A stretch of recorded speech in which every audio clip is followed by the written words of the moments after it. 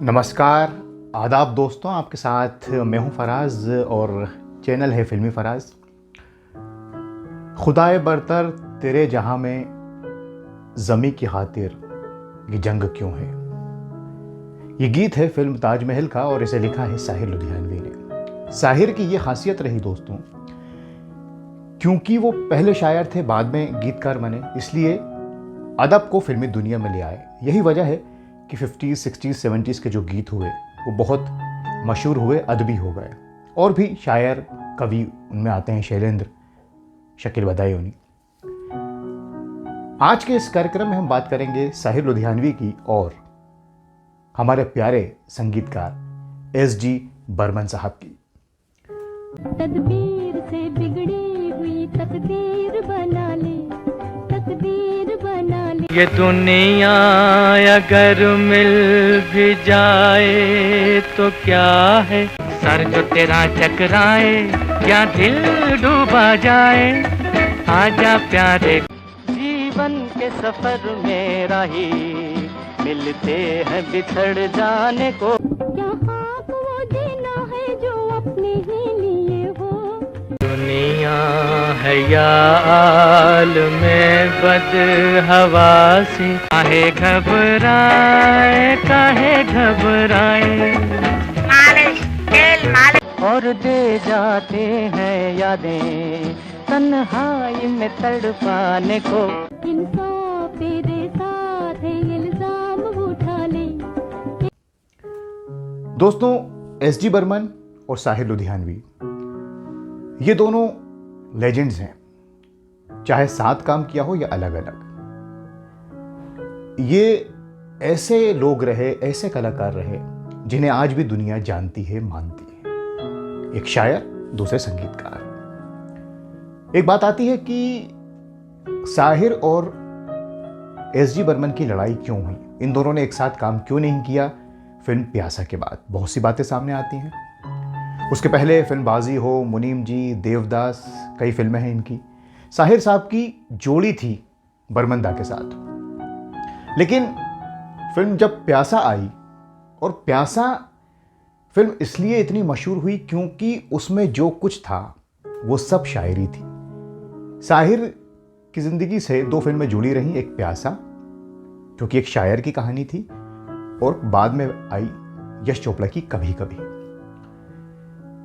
साहिर और बर्मन दा बहुत अच्छा काम कर रहे थे एक साथ, लेकिन साहिर लुधियानवी वो शायर, वो गीतकार रहे जिन्होंने गीतकारों को एक नई पहचान दिलाई और ये कहा कि गीतकार को क्रेडिट क्यों नहीं मिलता, उसका नाम क्यों नहीं आता जब गाने का अनाउंसमेंट होता है। साहिर बहुत पहले से ये बात सोच रहे थे कि गीतकार को इज्जत क्यों नहीं मिलती। और जब फिल्म प्यासा आई और गाने बड़े मकबूल हुए, तो हमेशा की तरह जो संगीतकार हुआ करते थे उन्हें ज़्यादा पैसे मिलते थे, लेकिन साहिर को इससे इत्तेफाक नहीं था। और ये फिल्म तो पूरी एक शायर की कहानी थी, और साहिर ये कहा करते थे कि मेरी शायरी में वो दम है, जो है भी कि कोई भी संगीतकार हो या नया हो, अगर उसे मेरे गीत मिल जाएं तो वो बेहतरीन संगीतकार बन सकता है। और ये सच भी है। ठंडी हवाएं लहरा के आए, से तू कबूल कर ले, वादा कहाँ से लाऊं। तेरी दुनिया में जीने से रुत है जवां, तुमको यहाँ कैसे बुलाए।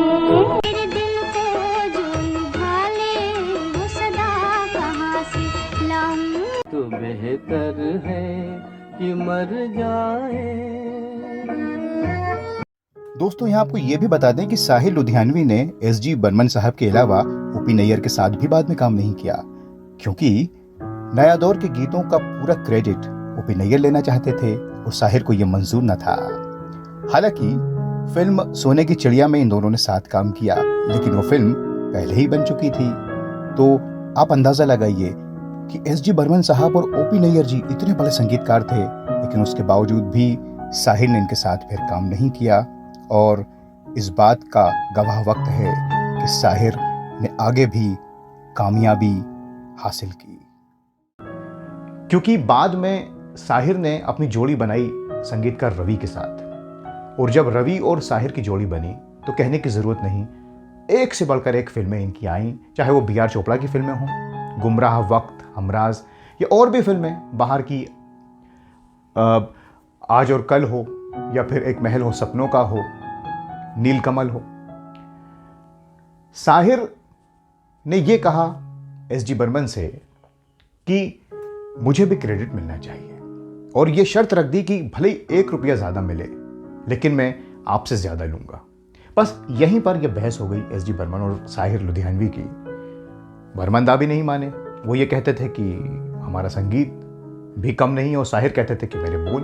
वो प्यासा पर यह बात अटक गई, क्योंकि आपको मैंने बताया एक शायर की कहानी थी, और इसके बाद फिर इन दोनों के रास्ते अलग हो गए। बर्मन दा अपना काम करते रहे, उन्होंने सबकी आवाज़ को खूब इस्तेमाल किया, रफ़ी साहब, किशोर दा, मुकेश जी, लता जी, सबकी आवाज़ को।